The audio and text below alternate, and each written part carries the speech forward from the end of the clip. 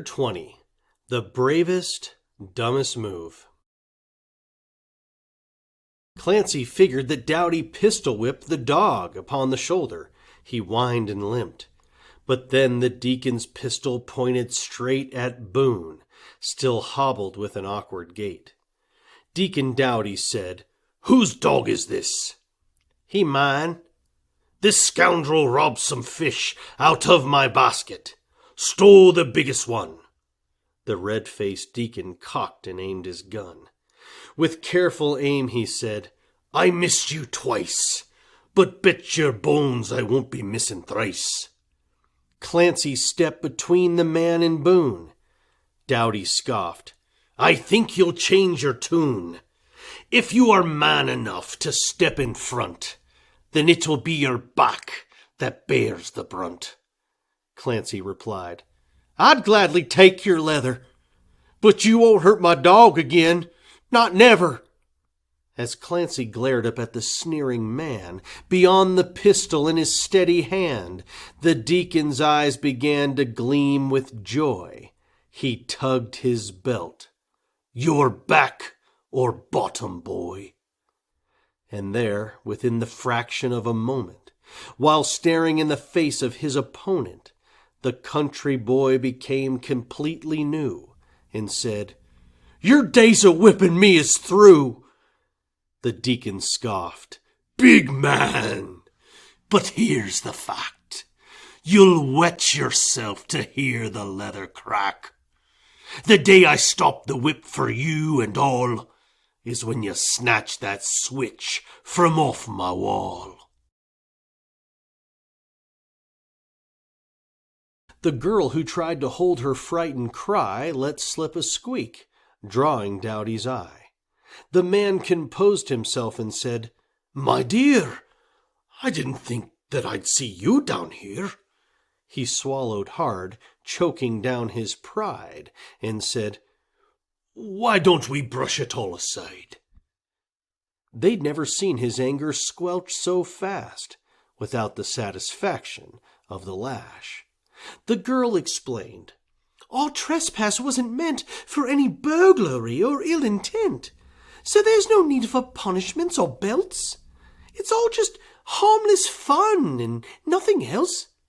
He said, "You're right. An innocent mistake that every man or dog is prone to make. I always look for reasons to forgive. It's heartless faulting kids for being kids." As if the man requested an appeal, he said, "Let's just forget the whole ordeal." Relieved, she said, "The Lord is truly kind to lend the sweetest pastor he could find." Clancy's eyebrows bent at the description of such a grossly incorrect depiction, but he knew better than to mouth a word to right the awful error that he heard. But Terence, lacking any self-control, could not allow a bead of bunk to roll. For times like this the boy was born for trouble, and would have benefited from a muzzle. "You must be thinking about somebody else. This man's as sweet as Lucifer hisself." Thomas quickly covered Terry's mouth before another comment could come out. The deacon, holding back his rage, grew redder than if he swallowed down a cayenne pepper. The deacon tapped his belt, remaining poised, and said, "I sure have missed your jesting, boys. Since you've neglected church, we've been apart, and so I cannot wait for school to start." While turning to the girl, he said, "Now, miss, it's best I walk you home. I must insist." Once the man and girl were out of view, the Morey twins exhaled relief with, "Phew!" But Clancy crouched down next to Boone, who whined and petted him. "Come on now, Boone, you're fine. You want a drink, huh, boy?" He stood to pat his leg by slapping thighs with hand and hat. He ran, "Come on!" and Boone came after him, down to the water, favoring a limb. But as the dog began to run and bounce, his hobbled leg became far less pronounced. He started lapping water with his tongue as side to side his happy tail was swung. The wrinkles dug on Clancy's brooding brow were lined as if a bull had dragged a plow. The Morey twins got to their feet and brushed off dampened knickers, sweeping sand and dust.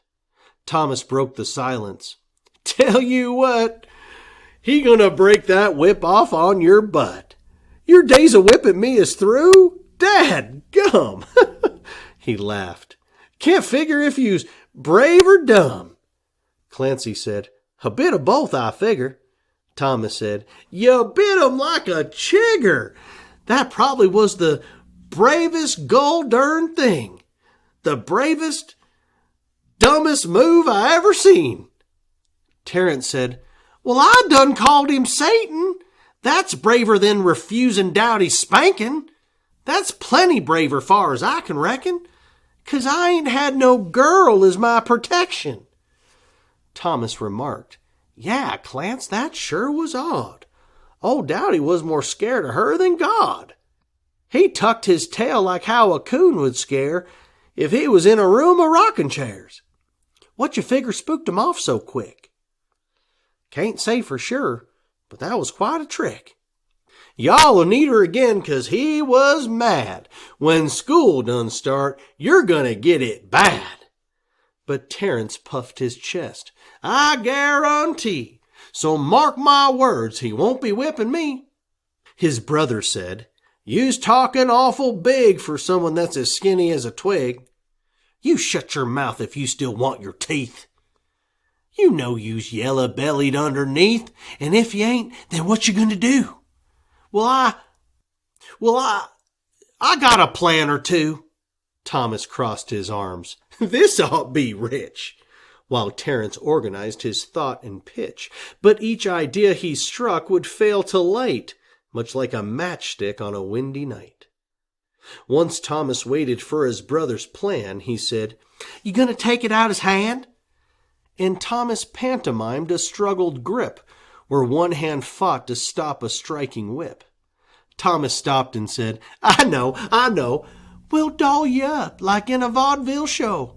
Then you could bat them purty little eyes and ask him for the switch all sweet and nice." His lashes beat like wings on a hummingbird. "I sure he'll cough it up without no word and hand it to you on a silver tray. I's warning you, take back them things you say." The Moreys argued through a pushing fight, but they were mute and blurred in Clancy's sight, because he gave attention to a thought, as if it were a firefly he caught. The idea buzzed around inside the jar until it glowed as brightly as a star, and it revealed a plan so sure to work that Clancy's eyebrows raised, as did a smirk. Events must be ideal to get it done, and soon the perfect time would surely come. So Clancy said, "Just knock it off, y'all. We gotta steal that whip from Dowdy's wall."